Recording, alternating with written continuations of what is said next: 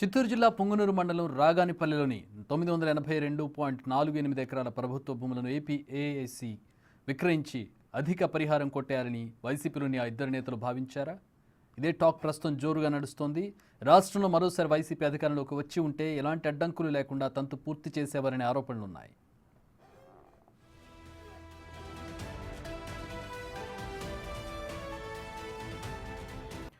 ఆ ముసుగులోనే పుంగనూరులో పరిశ్రమల స్థాపనకు అడుగులు పడ్డాయని వైసీపీలో నెంబర్ 2గా పేరున్న పెద్దాయన పార్టీ నేతలు ప్రచారం చేసుకునేవారని విమర్శలు వెల్లువెత్తుతున్నాయి.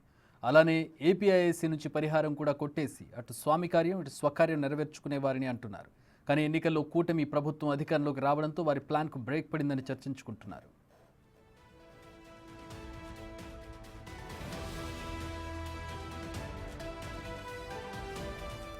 రాగానిపల్లిలోని 982.48 ఎకరాల ప్రభుత్వ భూమికి గతంలో చిత్తూరు జిల్లా సెటిల్మెంట్ అధికారి జేసీగా ఉన్న వెంకటేశ్వర్లు పట్టాలిచ్చారు. ఆ తర్వాత కాలంలో వాటిని నిషేధిత జాబితా నుంచి తొలగించి వెబ్లాండ్లు నమోదు చేసినట్టు తెలుస్తోంది. ఇందులో దాదాపు 600 ఎకరాలు చిత్తూరు జిల్లాలో వైసీపీకి పెద్ద దిక్కుగా ఉన్న నాయకుడి అనుచరులు బినామీల చేతుల్లో ఉన్నాయని ఆరోపణలున్నాయి.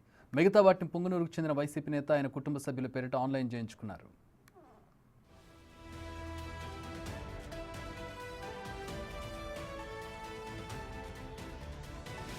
గతంలోనే ఆ భూములు వివాదాస్పదంగా ఉండడం, పలువురు న్యాయ పోరాటం చేస్తున్నందున వాటిని అవే పేర్లపై ఉంచితే ఎప్పటికైనా ప్రమాదమని భావించి పుంగనూరుకు చెందిన నేత నిర్ధారణకు వచ్చి ఆ భూములను ఏపీఐసికి విక్రయిస్తే ఎటువంటి సమస్యలు ఉండవని వైసీపీ పెద్ద దిక్కుకు చెప్పినట్టు సమాచారం.